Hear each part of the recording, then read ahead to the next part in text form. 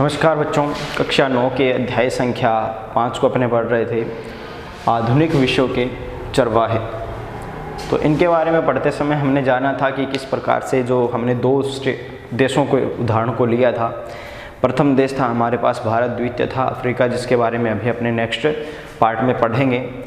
तो देखिए, भारत के हम चरवाहों के बारे में, पहाड़ों में रहने वाले, अलग अलग जगह रहने वालों में हमने क्या है पढ़ा था उनके बारे में कि वो किस प्रकार से रहते थे, कैसा उनका जीवन का रहन सहन था।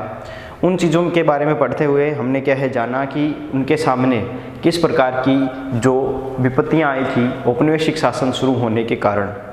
तो उनके बारे में क्या है, चार बातों के बारे में या 4 पॉइंट्स के बारे में हमने कवर किया था। अभी क्या है कि ज़िंदगी में प्रभावित कैसे हुआ, जीवन पर प्रभाव,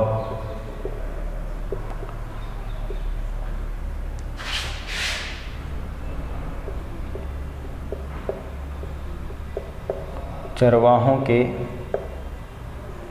जीवन पर प्रभाव। देखिए, चरवाहों के जीवन पर प्रभाव का पहला असर देखते हैं कि इन चीज़ों की वजह से चारागाहों की गंभीर कमी पैदा होगी। फर्स्ट थिंग क्या थी, चारागाहों की कमी। ठीक है, कैसे कि ज़्यादातर जैसे ज़्यादा से ज़्यादा चारागाहों को सरकारी कब्जे में लेकर उन्हें खेतों में बदला जाने लगा, वैसे वैसे चारागाहों की उपलब्धता या उसके इलाके क्या है सिकुड़ने लगे। यानी जैसा कि हमने पढ़ा था कि शुरुआत में क्या किया अंग्रेज़ों ने, बहुत सारी ज़मीन को जो उनको लगता था कि खेती के अलावा किसी काम की नहीं है, उन ज़मीनों का क्या है उन्होंने चारागाहों के रूप में यूज़ जो जिनका होता था उनको क्या है खेती में बदलने के लिए प्रयोग करने लगे, और जिसका कब्जा उन्होंने करके क्या है उन जगहों के मुखियाओं को सौंपने लगे और वहाँ उनसे कहने लगे कि आप यहाँ पर खेती करवाइए, जाकि उनको ज़्यादा से ज़्यादा लगान मिले और ज़्यादा से ज़्यादा कर की वसूली की जा सके उनके द्वारा। तो जिसके कारण क्या हुआ, चारागाहों की कमी आ गई। सेकंड थिंग, यानी पहला तो क्या हो गया, इसके लिए खेती हेतु जमीनों पर कब्जा, जमीनों जो किसकी थी, चारागाह है, भूमि पर कब्जा। फर्स्ट रीज़न तो यह रहेगा। सेकंड रीज़न क्या होगा कि इसी तरह जंगलों के आरक्षण का नतीजा यह हुआ कि गडरिया और पशुपालक अब अपने मवेशियों को जंगलों में पहले जैसे आज़ादी से नहीं चरा सकते थे। सेकंड रीज़न क्या रहेगा, जंगलों में जंगलों का वन अधिनियम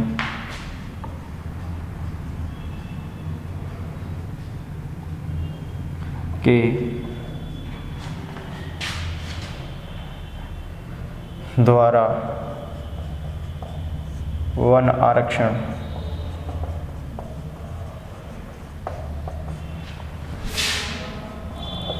करने से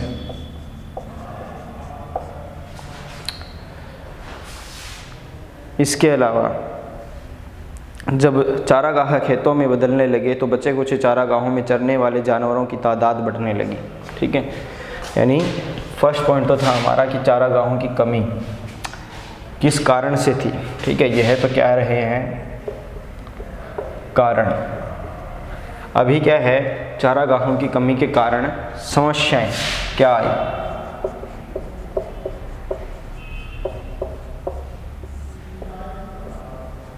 समस्याएं क्या क्या रही चारागाहों की कमी के कारण, कि एक तो क्या है बचे कुछ चारागाहों में चरने वाले जानवरों की तादाद बढ़ने लगी।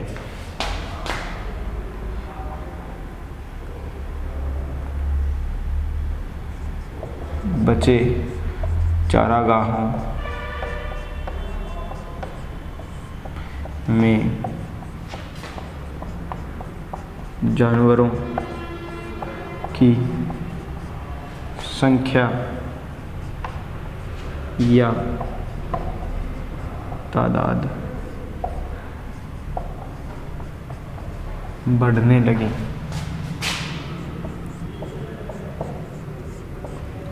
ठीक है, इसके बाद इसका नतीजा यह हुआ कि चारागाह सदा जानवरों से भरे रहने लगे। वर्ष भर चारागाह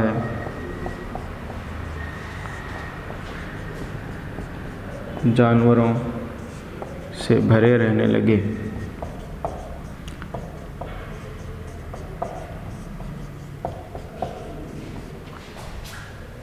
ठीक है, इसके बाद उसके बाद किसी भी इलाके में चले जाते। इस अदला बदली की वजह से जो पिछले चारागाहों में हरियाली दोबारा आती थी वह अब आवाजाही नहीं होती थी, या आवाजाही की बंदिशों के कारण क्या हो गया, दोबारा से उनका भर पाना या हरा भरा होना मुश्किल हो गया था। तो चारागाहों के बेहिसाब इस्तेमाल से चारागाहों का स्तर गिरने लगा। चारागाहों के बेहिसाब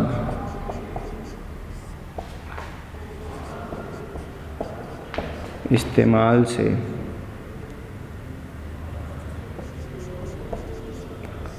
के कारण इनका स्तर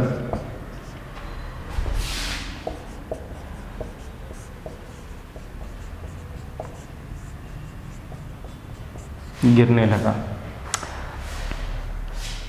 और चारा कम पड़ने लगा।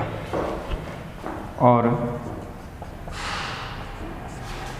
जानवरों के लिए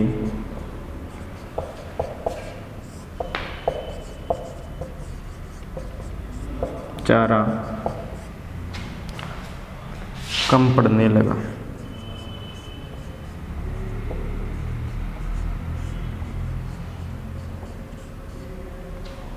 ठीक है बच्चों, चारे की कमी और जब तब पड़ने वाले अकाल की वजह से कमज़ोर और भूखे जानवरों की संख्या बढ़ने लगी जो मरने वाले थे। चारे की कमी,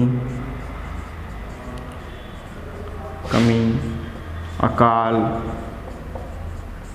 सूखे के कारण मरने वाले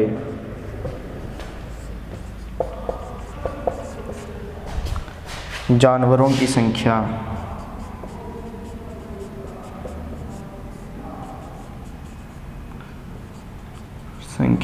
बढ़ने लगी।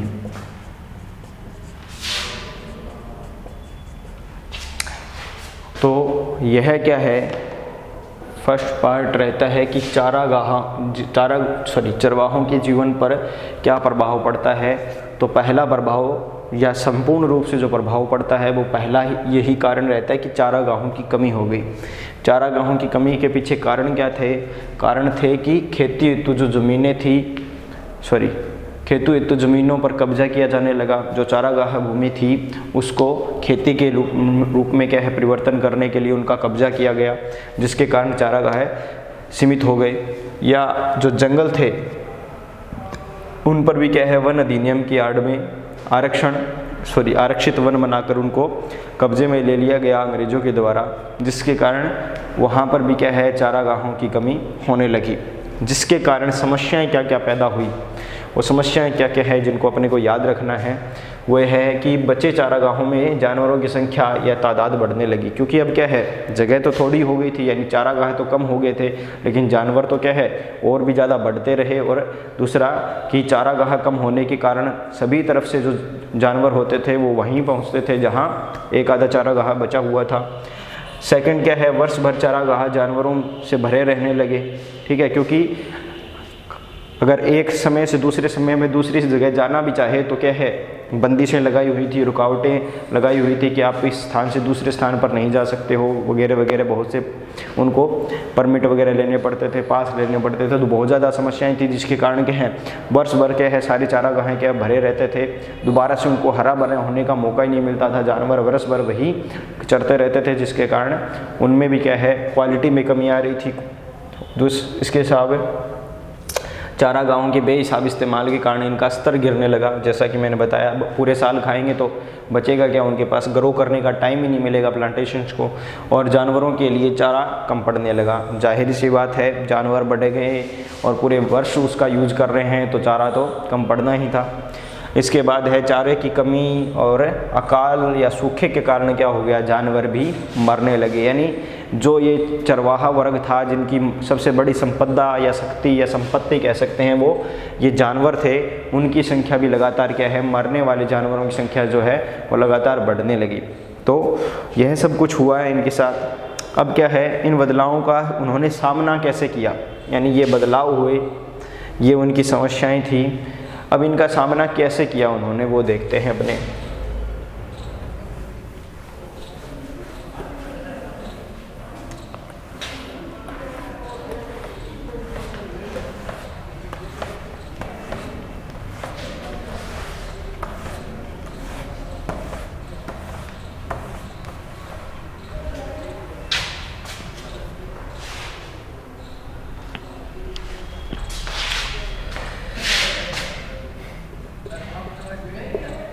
बदलावों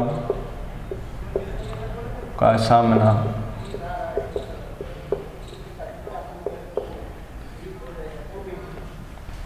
बदलावों का सामना के बारे में पढ़ें तो बदलावों में पर चरवाहों की प्रतिक्रिया कई रूपों में सामने आती है। कुछ चरवाहों ने अपने जानवरों की संख्या ही कम कर दी।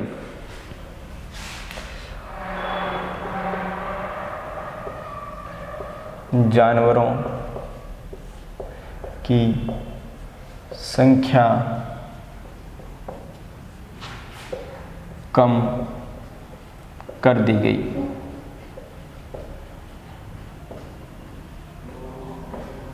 यानी कुछ चरवाहों ने तो क्या है, जानवरों की संख्या में कमी कर दी। कि इसके पीछे भी कारण था। कारण एक तो यह था कि उनके पास पर्याप्त रूप से चारागाह नहीं थे कि इतने जानवरों को वो चरा सके।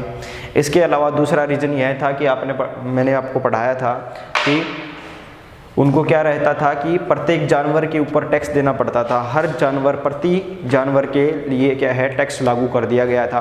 तो जितने ज़्यादा जानवर होंगे उतना ज़्यादा उनको टैक्स देना होगा, ठीक है। तो उतनी ज़्यादा उनके लिए समस्या रहती थी, ठीक है। कि एक तो क्या है, ज़्यादा जानवरों को संभालना, दूसरा उनके लिए चारा उपलब्ध करवाना, तीसरा उनके लिए टैक्स देना। तो बहुत ज़्यादा समस्या हो रही थी किनको, चरवाहों को। तो इसीलिए कुछ चरवाहों ने क्या है, जानवरों की संख्या में कमी कर दी।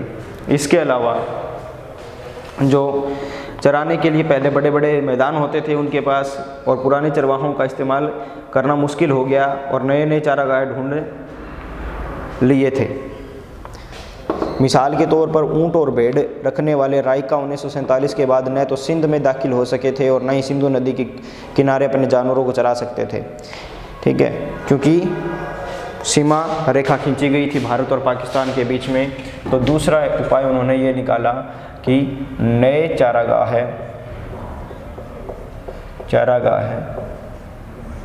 ढूंढे गए।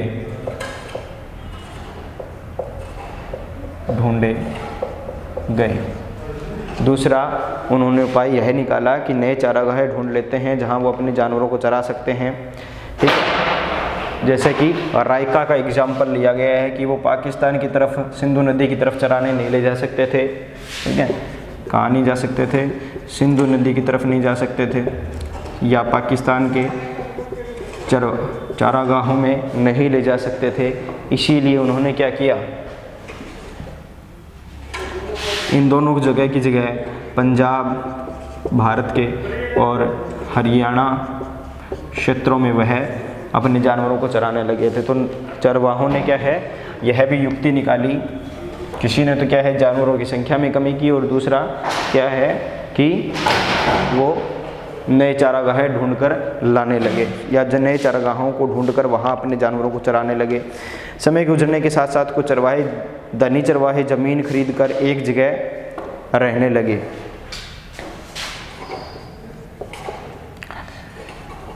कुछ धनी चरवाहे जमीन खरीद कर एक जगह रहने लगे।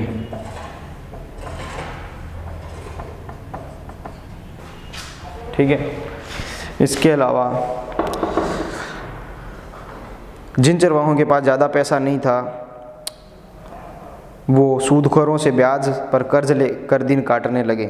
इस चक्कर में बहुतों की मवेशी भी हाथ से चली गई और वो मजदूर बनकर रह गए। कर्जदार चरवाहे मजदूर बनकर रह गए। ठीक है।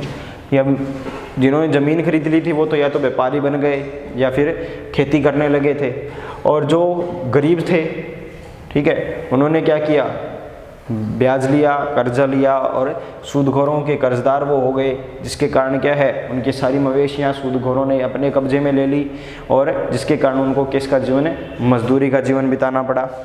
ठीक है। इन सब के बावजूद चरवाहे न केवल आज भी जिंदा है बल्कि आज भी कई इलाकों में क्या है, उनकी संख्या में वृद्धि हुई है। जब इलाके में चारागाहों में उनके दाखिले पर रोक लगा दी गई तो वे अपनी दिशा बदल लेते, रेवड़ छोटा कर लेते या नई दुनिया के मिजाज के तालमेल में बिठाने के लिए एक दूसरे के काम धंधे में करने लगते। बहुत सारी परिस्थिति विज्ञानी मानते हैं कि सूखे और इलाकों और पहाड़ों में ज़िंदा रहने की चरवाही सबसे व्यवहारिक रास्ता है। यानी उनको क्या है, ज़िंदा रहने की एक टेक्निक है, उनको सरवाइव करने का एक तरीका है, जिसको क्या है वैज्ञानिक मानते हैं ऐसा कि वो इस प्रकार के हालातों का सामना कर सकते हैं, जैसा कि उन्होंने किया भी है। ठीक है। या तो उन्होंने क्या कर लिया, जानवरों की संख्या को कम कर लिया या दूसरी जगह नई दिशाओं में नए चारागाहों को ढूंढने लगे थे, या फिर अपने काम धंधे को बदल लिया, नई दुनिया के साथ उसके बराबर का हिस्सेदार बनकर चलने लगे। ठीक है। या फिर तालमेल नहीं भी बिठा सके तो भी क्या है, उस नई दुनिया के लिए किसी न किसी रूप में जैसे चाहे मजदूरी का कार्य करना पड़े उन्होंने किया। लेकिन ऐसे नहीं है कि हार मान ली थी उन्होंने, ये उनके ज़िंदा रहने का तरीका था और इस प्रकार की विषम परिस्थितियों में वह क्या है, ज़िंदा रहकर अपने जो बहादुरी है या साहस है इसका प्रतीक दे रहे थे।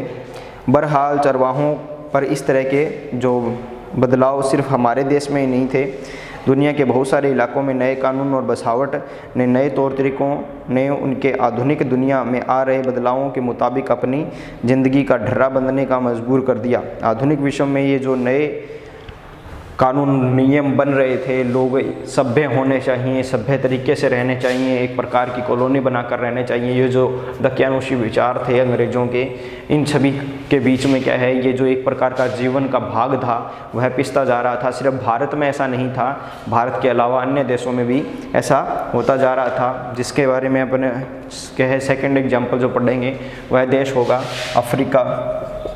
क्योंकि अफ्रीका में क्या है, आज भी भारत की तरह बहुत से चरवाहे वर्ग आज भी क्या है, जिंदा है सहारा मरुस्थलों के पास या वहाँ पर वह चरवाहा ज़िंदगी को ही व्यतीत करते हैं। तो इन सब चीज़ों के बारे में अपने पढ़ेंगे नेक्स्ट वीडियो में।